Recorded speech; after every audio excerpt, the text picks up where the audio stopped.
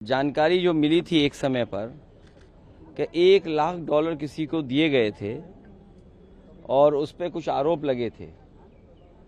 यहाँ पर कनाडा के प्राइम मिनिस्टर भी आए थे, तब भी कुछ आरोप लगे थे। तो अब जो अंडरग्राउंड अनरजिस्टर्ड संगी साथी भारतीय जनता पार्टी के हैं वो बताएंगे, सरकार उनकी है, उनकी जानकारी में होगा, मेरी जानकारी में कुछ नहीं है। यूएस में आरएसएस को बैन करने की बात कही गई। तुम पूरा सुन ही नहीं पाए तो फिर क्या करें। सर, 5 राज्यों में चुनाव होना है। इलेक्शन कमीशन ने कई अधिकारियों को बंगाल से ट्रांसफर कर दिया है। ये बीजेपी का चुनाव लड़ने का तरीका है। मुझे याद है 2017 में उत्तर प्रदेश में इसी तरीके से कई अधिकारियों का ट्रांसफर हुआ, लेकिन उसके बाद जब से भारतीय जनता पार्टी की सरकार बनी है उत्तर प्रदेश में, हम लोगों ने देखा है कि कितनी भी शिकायतें की हों, कितने भी आरोप लगाए हों, न उसकी जांच हुई और न किसी अधिकारी को हटाया गया, चाहे वो चीफ सेक्रेटरी रहा हो, प्रमुख सचिव रहे हों या डीजीपी रहे हों या पुलिस के अन्य जिलों में अधिकारी रहे हों।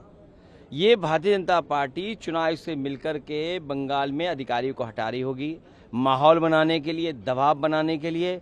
लेकिन बंगाल की जनता आदरणीय ममता बनर्जी जी को अच्छे वोटों से ऐतिहासिक जीत दिलाने का काम करेगी।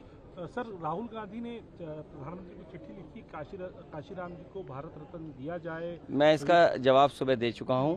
हम सब जितने लोग हैं और हमारे पत्रकार साथी भी जितने लोग हैं वो सब चाहते हैं भारत रत्न मिले।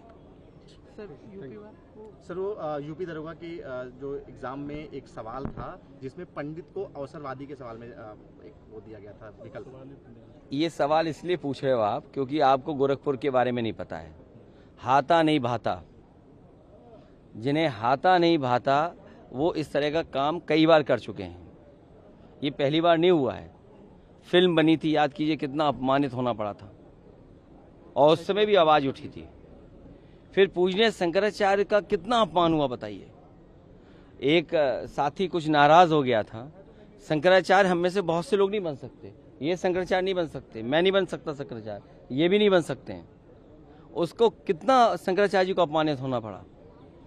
जिन्हें हाथा नहीं भाता वो समय समय पर उस समाज की इसी तरह व्यवहार करते हैं।